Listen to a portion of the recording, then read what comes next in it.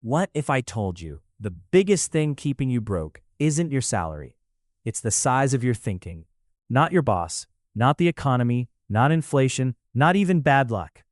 It's the fact that you've been trained to think small about money. And the scary part? It's costing you every single day and you don't even realize it. Because most people don't actually have a money problem. They have a vision problem. They dream in survival mode. They budget for limitation. They ask questions like, how do I save $100? Instead of, how do I make 10,000? And that tiny shift changes everything. See, small thinking feels safe, but safe thinking creates average lives, and average lives become financial prisons disguised as comfort. Today, we're going to break that mindset completely. We'll talk about why most people stay financially stuck for decades, the psychology behind small money thinking, the math of wealth that schools never teach, how rich people think differently, and practical steps you can start today to expand your financial future. Because once your mind expands, your income eventually follows. And by the end of this video, you may never look at money the same way again. Let's talk about the dangerous habit of thinking too small about money. Chapter 1. The invisible financial cage. Most people don't realize they're trapped. Not physically, mentally. Imagine an elephant tied to a tiny plastic chair. Sounds ridiculous, right? But when elephants are young, they're tied with ropes they can't break. Eventually, they stop trying. Years later, even when they're powerful enough to destroy the entire setup in seconds, they stay still. Not because they're weak, because they believe they are. That's exactly how most people live financially. They've accepted invisible limits. I could never make six figures. People like me don't become wealthy. I'm just trying to survive. Rich people are different. No, rich people are not different species. They simply learn to think beyond limitation. And here's the brutal truth. The world rewards the size of problems you solve. If you solve tiny problems, you get tiny rewards. If you solve massive problems, the market pays massively. That's why one person makes minimum wage while another makes millions.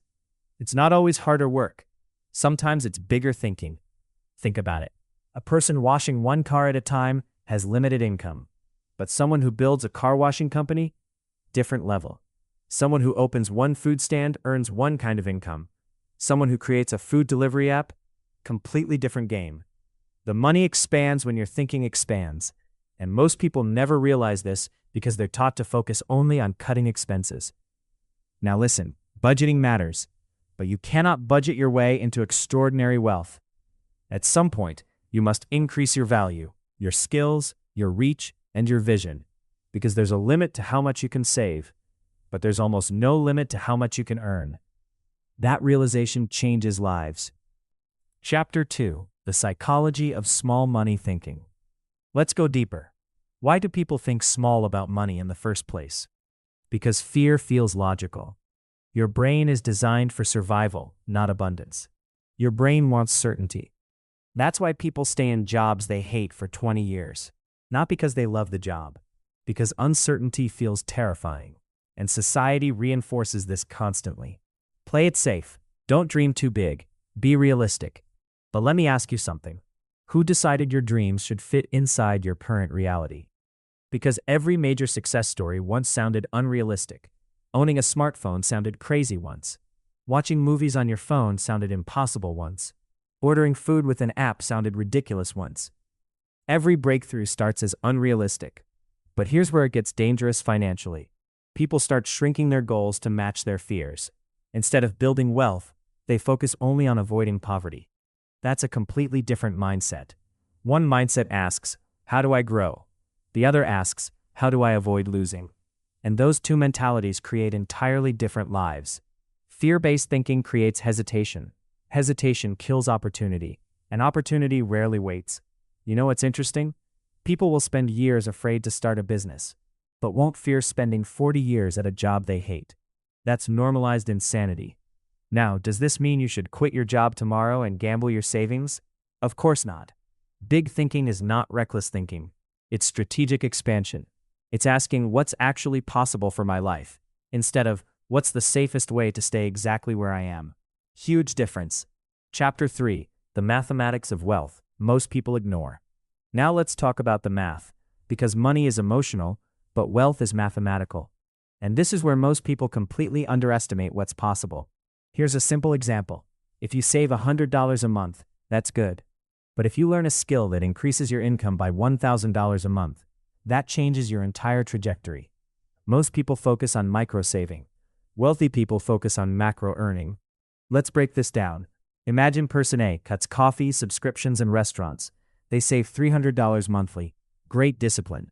But person B learns high-income skills, sales, content creation, coding, marketing, investing, business systems, and increases income by $5,000 monthly. Who wins long-term? Exactly. The problem is small thinkers obsess over expenses because expenses feel controllable. But income growth requires courage. It requires growth, and growth is uncomfortable. Now let's talk about compounding. Because compounding is where small actions become massive results over time. Compounding means small, consistent improvements create enormous outcomes over time. Not overnight, over time. If you invest consistently, if you improve consistently, if you learn consistently, the results eventually look magical. But they're not magic, they're math. And here's what most people miss. Your income compounds too. Your skills compound, your network compounds, your confidence compounds, your reputation compounds. That's why thinking bigger early matters so much. A tiny shift today can completely transform your next 10 years. But most people wait, and waiting is expensive. Every year, you delay learning valuable skills, costs money.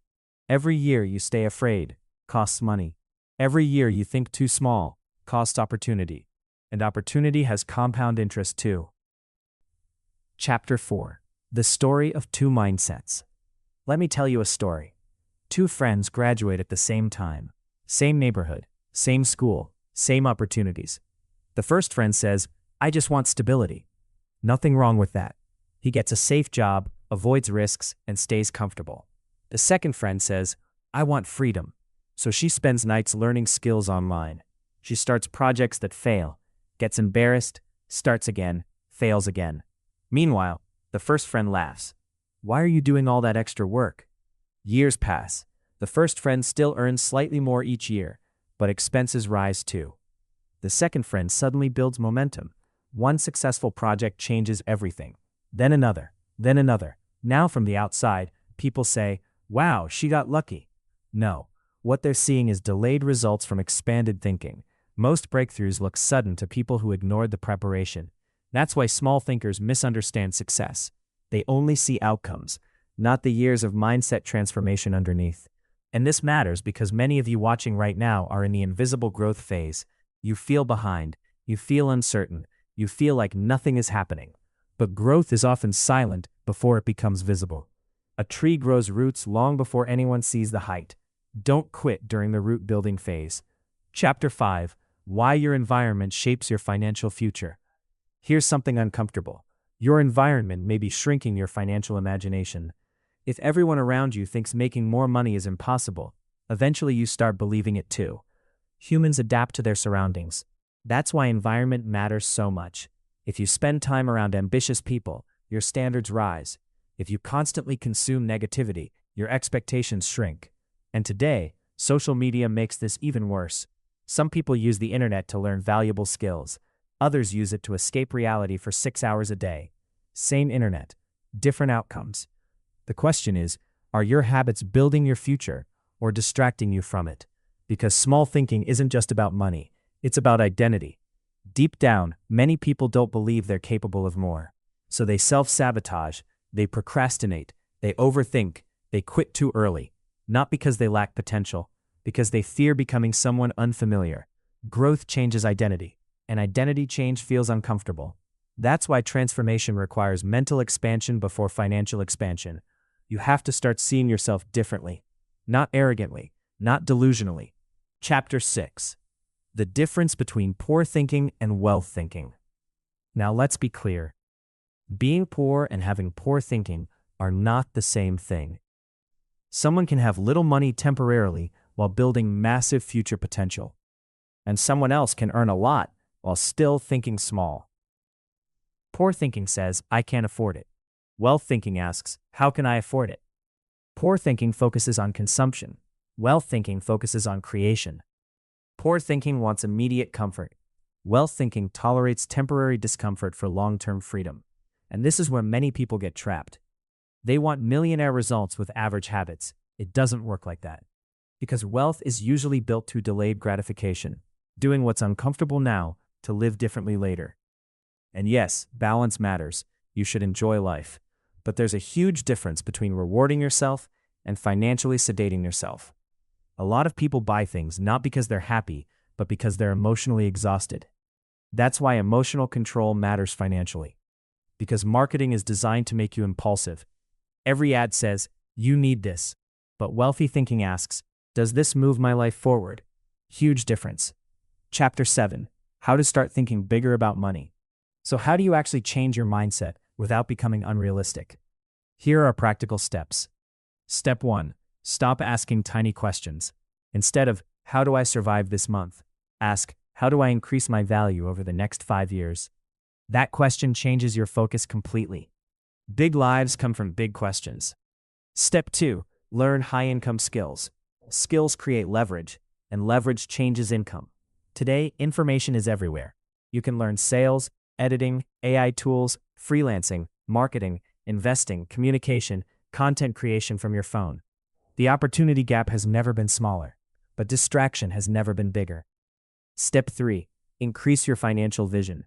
Some people can't make more money because they literally cannot imagine themselves making more money.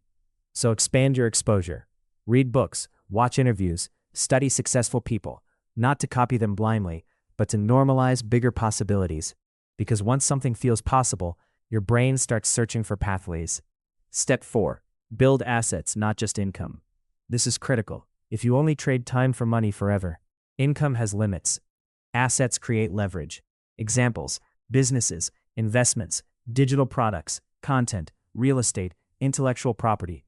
Assets can work while you sleep. That's the difference. Step 5. Think long-term. Most people massively overestimate what they can do in 1 month and underestimate what they can do in 10 years. Consistency beats intensity. Small daily improvements become massive transformation. Chapter 8. The emotional side of money. Let's get real for a second. Money is emotional. People don't just want money. They want what money represents: freedom, security, peace, time, options. A parent wants money so their child never struggles.